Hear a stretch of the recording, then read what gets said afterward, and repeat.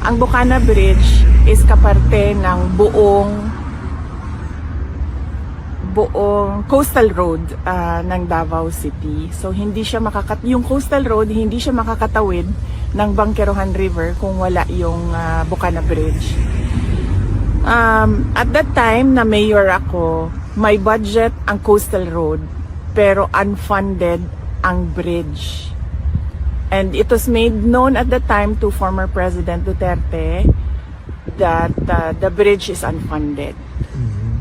At siya ay naghanap ng paraan para mabigyan ng pondo yung bridge. So noong nakahanap siya ng pondo ay sinimulan yung negotiations, sinimulan yung mga planning, lahat ng paperworks para doon sa bridge na yon ay sinimulan na.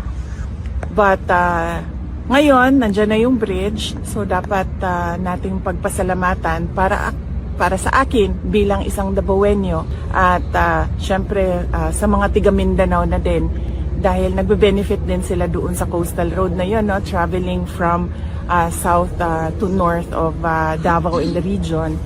Nagpapasalamat kami kay dating Pangulong Rodrigo Duterte dahil hindi siya tumigil sa paghahanap ng pondo para doon sa tulay.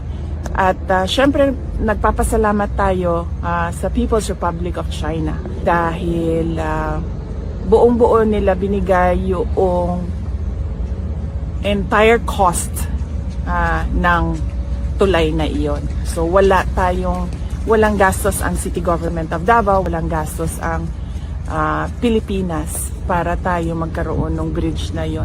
At napakahalaga ng bridge na yon dahil hindi mag-connect ang south to north kung wala yung bridge.